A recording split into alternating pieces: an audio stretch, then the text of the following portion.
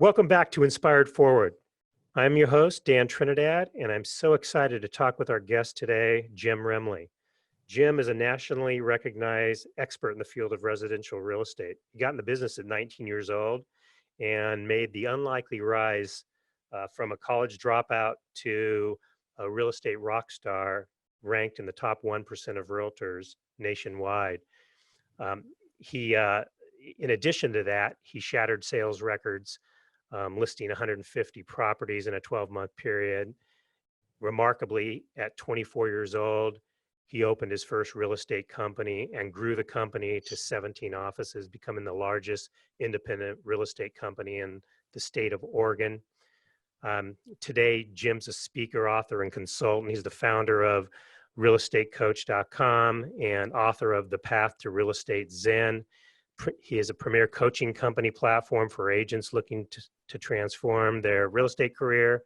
In addition, he still continues to run one of the largest real estate firms in the state of Oregon with over $766 million in sales. And the guy is a legend and a rock star, and I'm so excited to have you as a guest, Jim. Welcome. Thank you so much. I'm excited to be here with you. You bet. I know we're all going to get a lot from this conversation. Maybe you could start off by telling your story a little bit, how you ended up in real estate and Sure. Basically a little bit of the journey and kind of where you're at and what you're focused on today. Yeah, for sure. So I got in the real estate business at 19. I was a college dropout, but I don't tell my son who's in college that, or my daughter who's in college that. That's a dirty little secret in the family. But they have to finish. They don't get to drop out. But I had a buddy of mine that his dad owned a real estate company. It was a little tiny company. And he said, Jim, we should get a real estate license. And I said, hey, I'm going to school. And he said, you should get your real estate license. And I said, okay. So I completed school, and then he didn't. And I actually, while I was going to school, I was also working full-time. I worked at a lumber mill. So I worked at a lumber mill full-time graveyard shift, go get home, and then I would go to school during the day, and then I'd sleep, whenever I could. And then on top of that, I did the real estate education. And when I got done, I was like, you know what, I'm just going to go for it. So I quit my job at the lumber mill, quit college, walked into the first office that was off the freeway, said, are you guys hiring? And she said, yes. And I said, oh, amazing. what great luck I'm having. It's already starting right. So I took that job, and, I will say that it wasn't, everybody likes, when they talk to top producers or people that have done well, there's this kind of mythology that can kind of come up that you've always done well and everything you touch turns to gold kind of thing. But the reality is I struggled for the first 6 months. I barely survived. But what happened with me is I was a good student of the game and a good student of the profession. And I think the people that reach the highest peaks are the ones that are the best students. They learn the game. And watching podcasts like this and really absorbing and from the top producers and understanding that success leaves clues. So I went to seminars, I read books, I failed a lot, but after that first 6 months, I started to turn it around and really started to go and became a leader in my franchise. And then my second year in the business took 150 listings. That's so unbelievable. That's my claim to fame. Yeah. Wow. What? So your first 6 months, you're kind of just bumping along and trying to figure things out, and I think that's real normal. I think lots of real estate, lots of mortgage people are trying to figure out how to get their first couple deals closed, and then they start getting a little discouraged with, I don't have any money coming in. Am I in the right place? Where did you realize, like, I've got what it takes, I've got the drive, and I'm going to make this happen? For me, I was super motivated, and I think motivation is kind of a myth in that it takes motivation to win, because I see a ton of motivated people that still struggle. And so for me, I learned quite quickly, it wasn't the motivation, wasn't the factor. It was really knowing and understanding the technique. And so it's like having a really motivated kid on the baseball field, or a really motivated hockey player, a really motivated football player. If they're not coached and they're not given like the best guidance on how to turn that motivation into something, then all that motivation is for naught. So for me, I was really good at lead generation. I mean, before I knew back then, and I got licensed in 1989. It makes me sound ancient, but that's when it was. And back then, they mailed your license to you. So I knew I passed the test, but I was waiting for the license to come. So I got on the phone and I cold called for a week before that license arrived, and I set 5 appointments. Wow. And so I had 5 appointments the day my license arrived, because I put the appointments out far enough that I knew my license would arrive by then. But then I blew all 5 appointments. I didn't list any of them. So again, it was technique. I had to learn the technique, the scripting, the presentation skills. Sheer force of will only take you so far. You've got to have some technique behind it. Where did you get the technique? I mean, did you have just a great mentor? Or No. I often tell agents this, that, you sink to the level of mediocrity that surrounds you. So if you're in an office of terrible agents, guess what? You pretty soon you're going to be a terrible agent. You got to surround yourself with winners. You play better golf when you're winning with better golfers. You play better in tennis when you're with better tennis players. But what I did do is I attended a lot of seminars, read a lot of books. Tommy Hopkins was a huge guy back in the day. I was really obsessed with Tommy Hopkins. Before Tom Ferry, there was Mike Ferry. People don't know, I remember Mike Ferry. When there's another program called Sweat Hogs that another guy ran, and I was all over all those things, man. I was first in line to every single one of those, and I would do the work behind it. So, that was it. I was looking for mentorship all the time. Wow, that's great. So you're doing this for only 3-4 years, and then you decide, okay, I'm having some success. I'm in year 2 and I'm listing 150 properties. When did you come to the realization, like, I want my own company?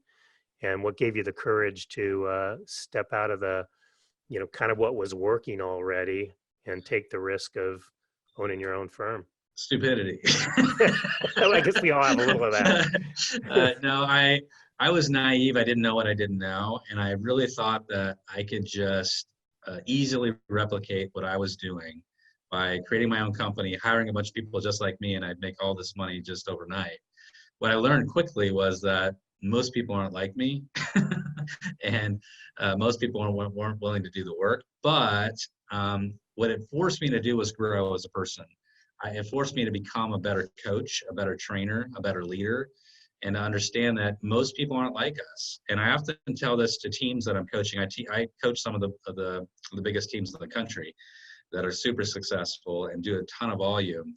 But there's a natural tendency to hire people that are reflections of you.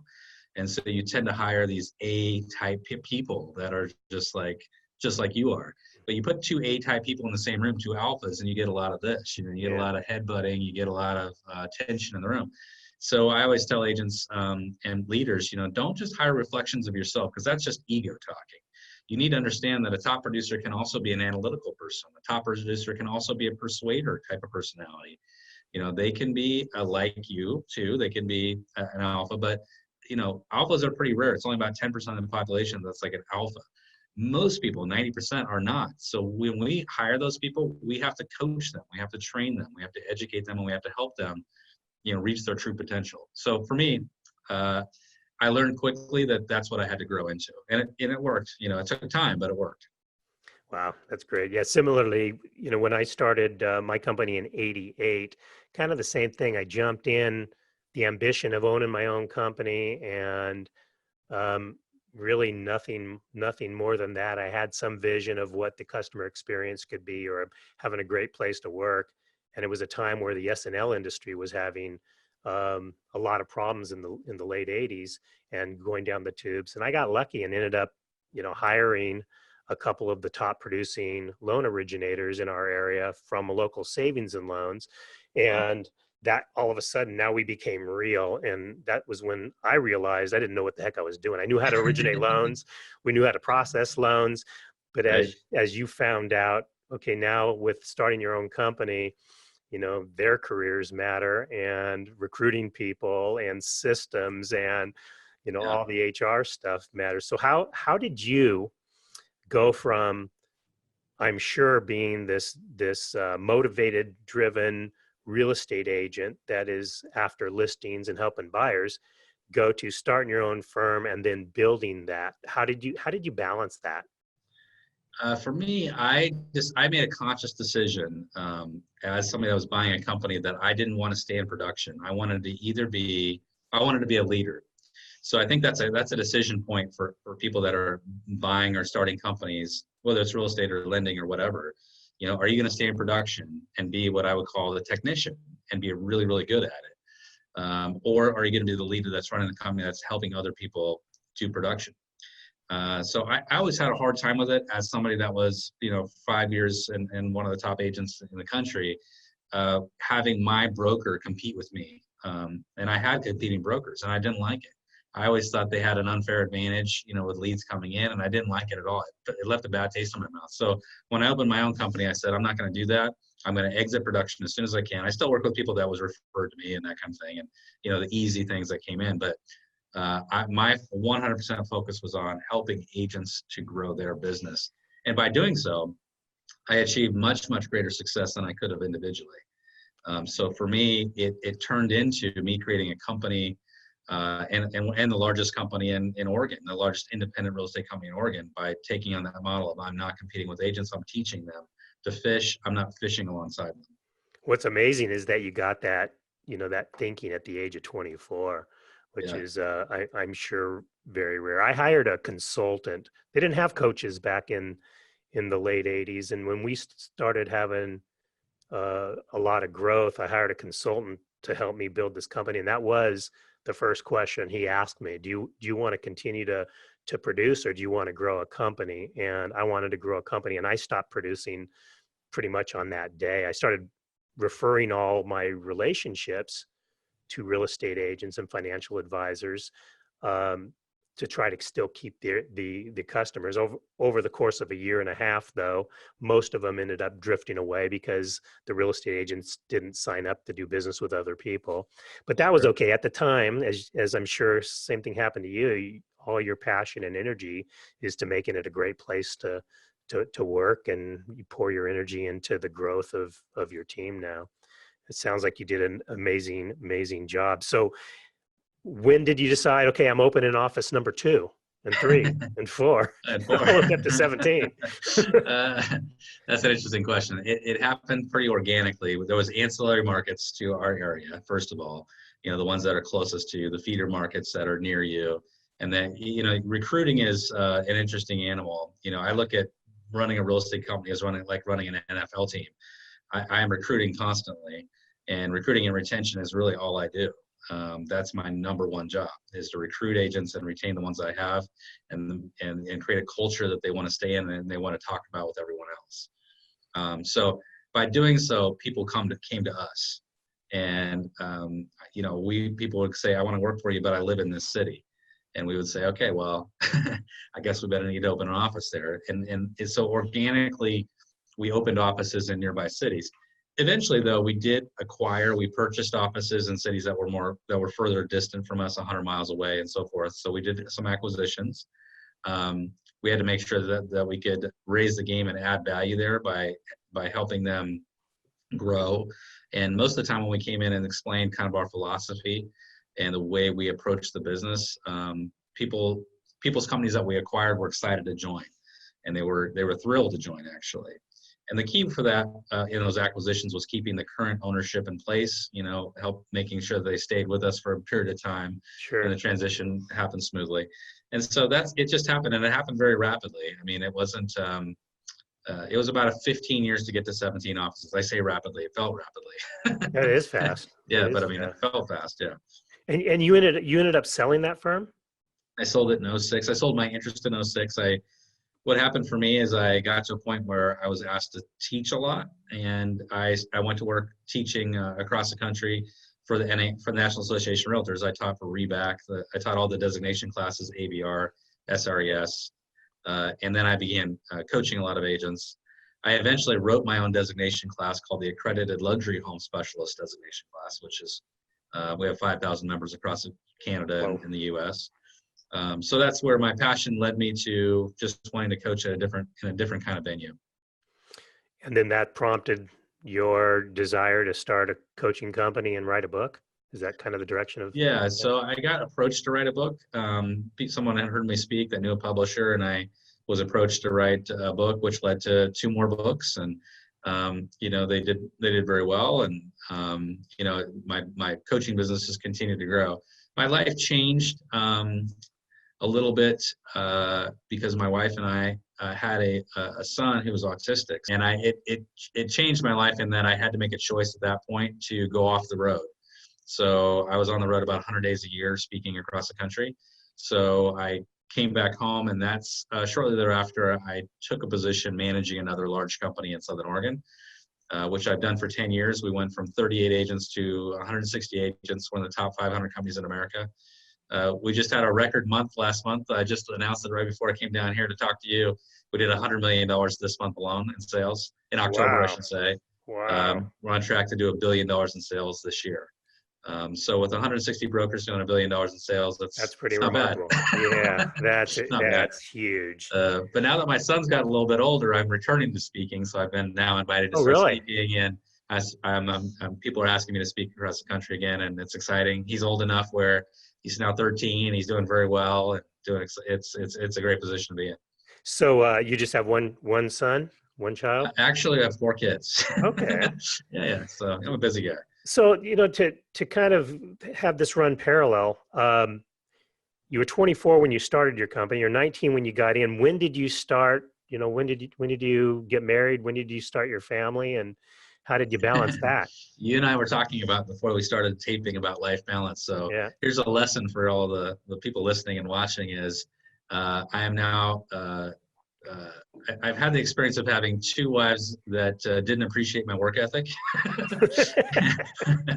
And so I am now happily married to my current wife, my third wife.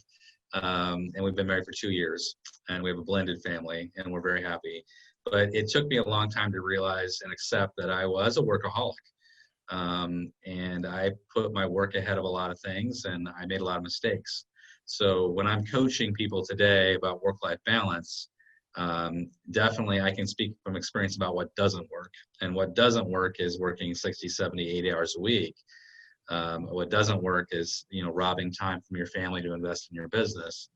And so it's been a long road for me to understand, who I am as a person, and what the cost is. And the cost is never worth a family. The cost isn't worth a marriage. It's not worth, anything else. So you have to really kind of do some soul searching about how you're going to build your life. And what I've learned and what I've been coached on and what I now coach about is I when I'm designing business plans and working with teams to build a business plan, and this is the time of year you're doing it, like right before the beginning of a new year, you start with life design. And the life design is, how does your life look? What do you want out of your life? What time do you want to go home at night? How many vacations do you want to take? How much time do you want to spend with your kids? All those things that are really important. You start with life design, and then you go to business design. And the business design supports the life, not the other way around. So most people start with the business, and then the life just kind of follows. That's the wrong approach to running your life, a successful life. Yeah, Jim, thank you so much for sharing that. I know that, that probably produces a little bit of regret, but at the same time, what's challenging, I'm talking to a lot of people about this. When you got a lot of ambition, and as, young men, we find where we get the pats on our back and the success, and money starts rolling in, and you feel good helping people, and things are growing. There's, at first, it's really difficult to see what you're giving up, and as we get a little bit older, I think we start realizing, like, holy cow, my kid's not 3 anymore. He's 11. Right? And, where was I, and what did I miss?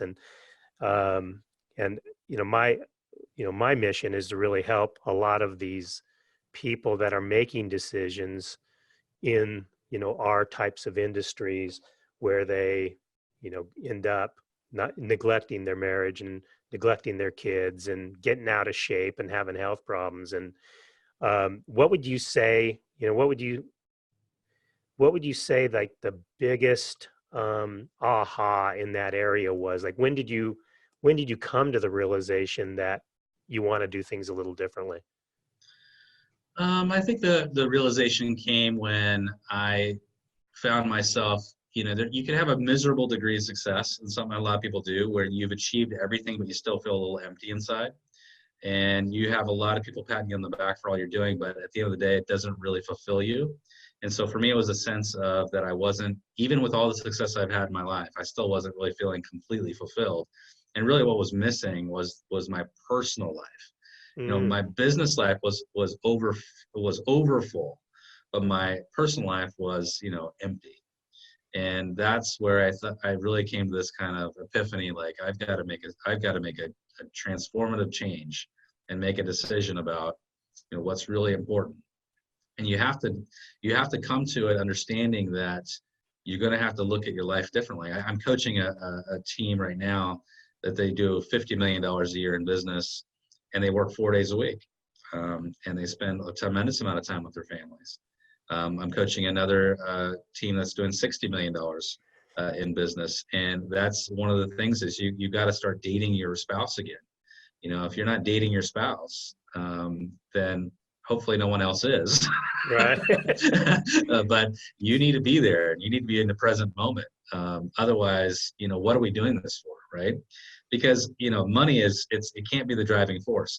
And if you look around the real estate industry in any town of anybody watching this, whether it's a lender or a realtor, there are people that are super successful but are absolutely miserable, and you can see it all over their face. Right. I would much rather do $40 million in business and work 4 days a week than do $60 million and be working 6 days a week. I mean, you just got to make choices. Yeah, I agree. And I happen to believe that you could even do bigger numbers, once you have that happiness in place, that the things that really produce that joy in your life actually fuels you to do better in the careers that we choose, right? I do something similar. So I fill my calendar first with my health stuff. So am I going to the gym? Am I walking? When I do meal prep, those sorts of things, I get that on the calendar first, and then I put my key relationships, my wife, my children, my good friends on the calendar second, and then add to that, build my business around it. I like the idea that you said is, this is business planning season, and to look at next year and talk and think about, how you want to spend your time and how you want 2020 to look, and where you divide up your time, what the most important thing is do you have any other tips? Yeah, I mean, I think you're exactly right. You don't schedule what you don't do what you don't schedule. Somebody taught me that a long time ago. And when you're scheduling your day, your week, your month, you have to schedule in everything that includes personal time. So I always encourage agents that I'm coaching, you need to take 4 weeks off a year, non-negotiable, 4 weeks a year minimum.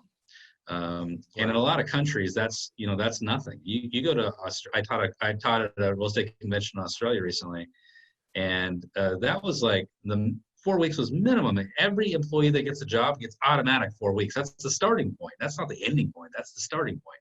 And a lot of the agents that were doing massive business were taking 8 weeks off, 10 weeks off. One of the top producers in this convention I was at, I sat down and did a podcast with her. She had taken 17 weeks off. I was like, how do you run a business? And she goes, I do it. I figure it out. Right. And so it's all about scheduling. So I always, with my coaching students, I say 4 weeks off. Here's what you're going to do. You're going to schedule them right now at the beginning of the year. If they go onto your calendar, they're non-negotiable. This is what you're doing. You're doing it. Second thing is you got to pay for it. You won't do what you don't pay for. So you schedule it and then you pay for it and then you're going. It's just going to happen. I love right. it.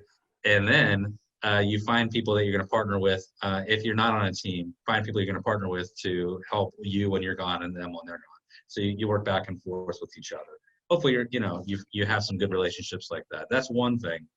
Another great coach told me years ago, one of my students actually, he said that he had somebody come to him and the coach had said this, and I'll never forget it. He said, when's the last time you played Legos with your child, with your kids? And he said, I don't know. He said, before we do any kind of goal setting, any kind of business planning, you're going to play Legos with your child. And you're going to do it multiple times a week. And you're going to find times, whether it's Legos or anything else, to do that. And again, that's scheduling. That's priority setting. And that's the big shift. And when I'm coaching people, it's about priorities. You do what you prioritize. And a great example of that is going on vacation. I mean, when we go on vacation, we're expert at priority. We get a ton of things done in a very short period of time. We put blinders on and we just get things done. The reason why we don't do that in the real world when we're not going on vacation is because we're not in a priority setting mode. If we want to get things done, we've got to get in priority setting mode, which is what we can't do it. We're capable of doing it. But the biggest priorities, the biggest rocks, as Stephen Covey would say, is your personal things, your personal life, right? Yeah. And so when you say, a week off or 4 weeks off, you mean off. You don't mean like sitting by the pool with your laptop, talking to customers, spending all day working just from a nice location. You're talking Total about disconnect. disconnect. Gone.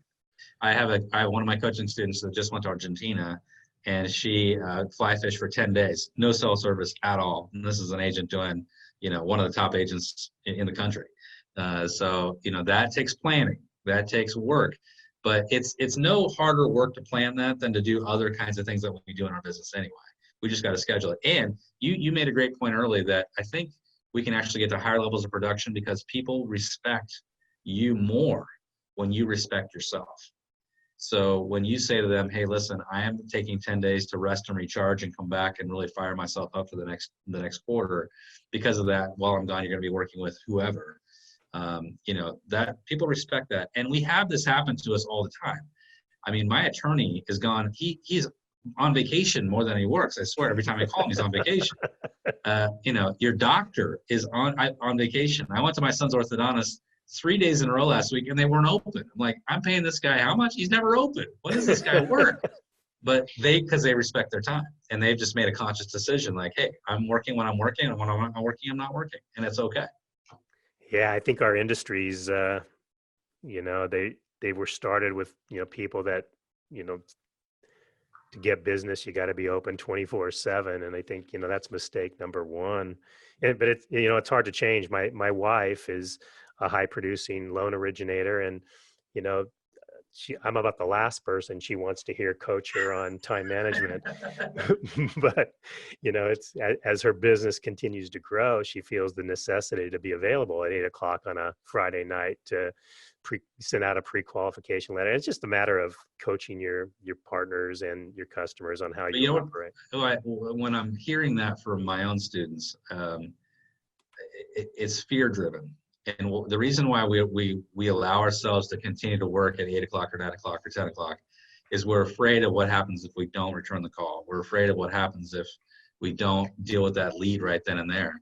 And it comes from a sense of fear. Well, and what's funny to me about that is you have a $30 or $40 million producer who's afraid of losing a lead because it's crazy, right? I mean, that's just some deep-seated stuff going on there. That's beyond reason, right? Because you're going to have leads the next day and the next day and the next day. And that's creating a priority of someone else interrupting your day above you spending time with your family. So when you're taking time off, you kind of have to have, good people on your team. So, yes. Because you got to trust them, right? You got to trust complete that confidence. they're going to take care of your customers like they're their own. Sometimes I recommend, by the way, when you have, I have one team leader that I work with. He's got a great team. He's got great buyers agents. He's got great transaction coordinators. He's got, this whole team around him who do a great job. But he just wasn't comfortable not having like a quarterback in the seat, like his seat, like the quarterback seat. He wasn't willing to like walk away from it. So he's still always on the phone. He's always he can't disconnect.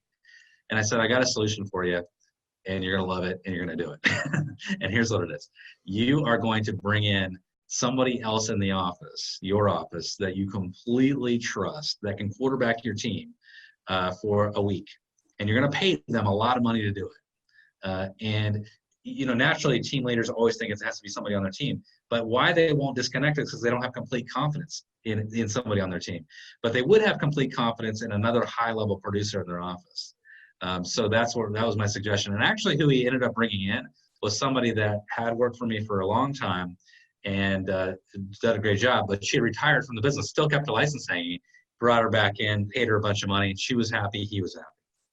And did he go on his second vacation? And absolutely, third vacation, yes. Using the same person? The same person, and he does it every time. I mean, now he's going to, Belize, and he's going to all these places where he wouldn't have thought he could go before. Isn't that cool? And I think once you do it once or twice, it's just kind of this aha, like you're coming back. Like you think you're busy and you're in motion and you've got, everything going.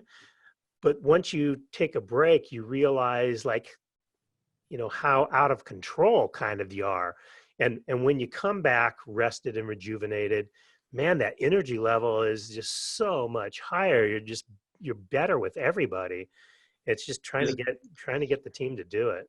Yeah, the great book, Time Management Meets the Monkey. If you've ever read that book, it's a great book. The 1 Minute Manager Meets the Monkey. That's the name of it. Okay. And he talks about this aspect of, if you are so needed, if you're like an integral part of your process, well, that's a problem, because if that is not good management. A good manager is able to delegate things. And I often talk about this with team leaders, that really almost everything can be delegated, except for if you're a surgeon and you're doing surgery, which is what I liken us to be, right? So the question mark for a lot of agents is, what have I not delegated that I could have delegated? I could have delegated. And most agents haven't given up control. They're control freaks, and they want to control. And that's why, to get to a life balance, you have to start letting go of control. And here's my statement to everybody that I work with is, to grow capacity, you have to let go of control. To grow capacity, you have to let go of control. So you will start hitting a limit, a ceiling limit, and it doesn't matter if it's 10 million, 5 million, 6 million, 8 million, 12 million, 15 million. You will hit a capacity limit because you are unwilling to give up control. A good example of that is, I got to manage every transaction myself. I've got to call back every customer myself. I've got to, X, Y, and Z myself. That's a control issue. Once you give that up, then capacity can grow. But you got to learn that. It's part of the life balance. Wow. So any insight on money, more specifically spending money? I watch a lot of younger, successful loan originators, real estate agents who start experiencing success for the first time, and some big dollars start coming in that they're not used to, and all of a sudden, they're spending it. And if I have to say that, there's one thing that has caused real estate agents or loan officers to be in the business so long, doing the same thing, fighting every day for transactions, it's because they didn't start investing wisely, saving their money way earlier. They're Yeah. playing the game every year. Like, I got to make 10 grand this month or whatever it is. Any insight on that? Yeah, I love it. Well, interesting enough, my wife and I just closed on a sixplex. It's our first investment together. I own a lot of real estate. She's got some herself as well. But first sixplex we bought together yesterday, we closed it. So we're congratulations. Yeah, how was that? It's great. It was an interesting experience. She had her different ideas. I had different ideas, but we came together, collaborated, and found one that we liked, and it's great. So when I'm talking to agents and I'm coaching agents, I'll say, listen, we're all broke at different levels. If you're making $20,000 a year, but you're spending 25, you're still broke, right? So you have to, first of all, make a conscious decision that you're going to have a budget as an agent, even though you're an independent contractor, and may make unlimited money. And so the first starting point is to treat yourself as your own employee. You're the CEO of your own company, but you're also your own employee. And so you give yourself a base pay. So when you're starting out, it's difficult to get to this, but once you're starting to get some success, that's when you establish a base pay. And I'll give you an example. I say, I'm going to pay myself $5,000 a month, $7,000 a month, whatever the number is. Every commission that comes in, I'm going to put it in a business checking account, and then I'm going to write myself a check for my base pay every month. This account, the business account, is going to grow, but that doesn't matter. I'm still paying myself the same amount. And the power of that is I learned discipline, and I learned that I don't have an unlimited amount of money to spend all the time. That way, if they have a month that is soft, or they have a season that's soft, they're still stable because they've got savings in their account. And that's one of the first things I do. All of them should be LLCs or a corporation, of course. That's like a given. But the other thing I strongly encourage, and it was transformative for me as an agent, is, and I started this early, is to buy one investment property a year, every year in the real estate industry. And it doesn't matter if you're a loan, a lender, a mortgage broker, or a real estate agent, or a real estate broker. And here's when people hear me say that, they say, well, how's that going to make me money, Jim? I don't, you talk about flipping. No, it's always buy and hold. I am not a flipper. I don't believe in flipping. I know some people do. It's not me. So here's my thing. I say, let's say you want to retire in 20 years. Let's just give you a 20-year horizon for a young agent. 20-year horizon, you're buying one property. Let's say that property is worth $200,000 today. I put it on a 15-year mortgage, okay? And let's say it pencils, or maybe it's a little negative every month. You're feeding it a couple $100 a month. It's okay. But what happens is every year I buy another one, and then another one, and then another one, another one. Statistically, over the first 10 years, that property will double in value. It'll go from 200 to 400,000. That's just the national average. So over a 20-year span, it'll actually double in value twice. But let's say it doesn't. Let's just say it goes up by doubling just by once, even though statistically it'll do it twice. Let's just say it goes up once. End of 20 years, you're ready to retire. Now, an agent that hasn't done this will be stuck. They'll be stuck having to grind for the 10 to 15 to 20 grand a month they got to make just to make their nut. But this agent who's invested in a property every year, at year 20 begins to reverse course and sells a property every year, but now it's worth double the amount of money. It's worth $400,000, and their mortgage has been paid off because they put it on a 15-year mortgage, or maybe a 20-year mortgage, but it's paid off by then. The renter has paid the payment. And now you get $400,000 a year for the next 20 years to retire on. Can you retire on $400,000 a year? Every agent says yes. You got to start today and start buying one a year. One a year is all it takes.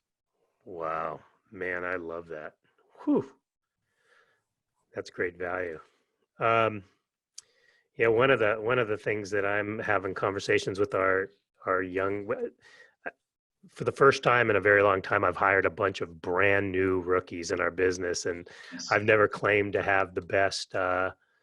Most mortgage companies don't have a legitimate training department. We Sure. throw a loan officer on them who can mentor them, and over time they learn. But we're really putting a lot into these new guys. And one of the conversations we had just last week was really going deep and defining what is a want versus a need. And because a lot of people, are thinking, oh man, I'm going to go out and buy a BMW, or I'm gonna buy my, a watch, or Right. spend $10,000 on something crazy. And that conversation about, is this really something you need or want, and using an example like what you just gave, keeping it to what you want or what you need. I'm sorry, for a while, it compounds, just like you said, over time. If you're not buying that $10,000 watch, or spending your money foolishly partying and all that kind of stuff, that money grows quickly. Use that And I money to tell buy an investment property. exactly, and I tell agents, you can give yourself a raise if you start your base pay at 5,000, and over the next year, a year from now, you've doubled your production. You're not going to double your wage, but you can give yourself a raise, but you got to earn it, just like you had an employee. They got to earn their profit. You got to earn your base. You got to earn your right to have a higher base pay. And so that's where if they want to increase lifestyle, they've got to be consistently performing. It can't be a one-off month, can't be a one-off quarter. It's got to be like over a year. Mm-hmm. Oh, that's great. Jim, thank you so much for your time today. If somebody wants to get coached by you or work in your company, how do they get a hold of you? So my coaching company is called eReal Estate Coach. E is an elephant. eRealestatecoach.com. We've got a great coaching platform there you can plug into. So we've got a system called The Path. It's a on-demand coaching platform where I'm coaching you one-on-one through a series of videos and live coaching. And then there's downloads attached. I will tell you that we have some lenders now that are actually buying blocks of coaching and using it as a lead generation tool for agents in their community. So it's kind of an interesting concept where they can help agents actually perform better. It's a win-win for everyone. So that's one thing. And then also I'm a speaker. So if anybody's out there looking to bring in a speaker to your local community, a lot of lenders bring in speakers as well. Love to do it. And you can reach me through eRealestatecoach.com as well. Fantastic. I'm probably going to be in touch with you. Great. Jim, thank you so much for your time today. It's truly been a pleasure, and you added so much value to our listeners, and I look forward to getting to know you more. All right, buddy. Thank you so much. Thank you. Have a great day. You too.